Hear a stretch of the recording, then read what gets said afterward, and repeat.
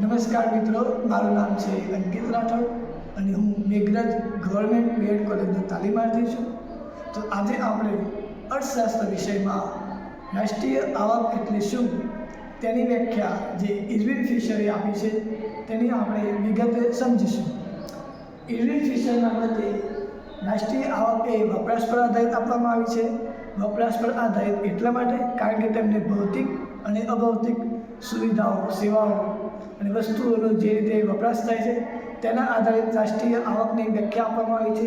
તો આપણે જોઈએ, રાષ્ટ્રીય આવક એટલે વર્ષ દરમિયાન દેશના નાગરિકો જેટલા પ્રમાણમાં વસ્તુઓ અને સેવાઓનો પ્રત્યક્ષ ઉપયોગ કરે છે, વપરાશ કરે છે, તેટલા પ્રમાણમાં તેની રાષ્ટ્રીય આવક કહેવાય છે.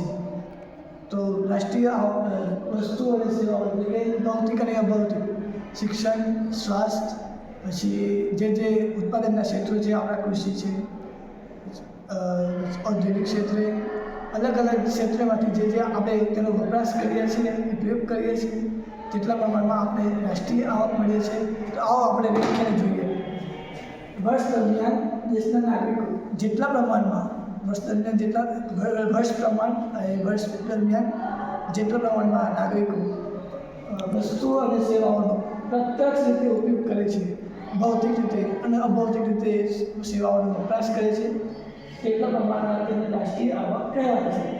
આપણે જોયું વપરાશમાં શું, શિક્ષણ ક્ષેત્રે, સ્વાસ્થ્ય ક્ષેત્રે, પછી જે ઉત્પાદનના ક્ષેત્રો છે, ઔદ્યોગિક ક્ષેત્રે, પરિવહન ક્ષેત્રે, અલગ અલગ ક્ષેત્રે જે પ્રમાણે ઉત્પાદન કરે છે, જે પ્રમાણે વપરાશ કરે છે, તેટલા પ્રમાણમાં તેને રાષ્ટ્રીય આવક કહેવામાં આવે છે. અસ્તુ, થેન્ક યુ.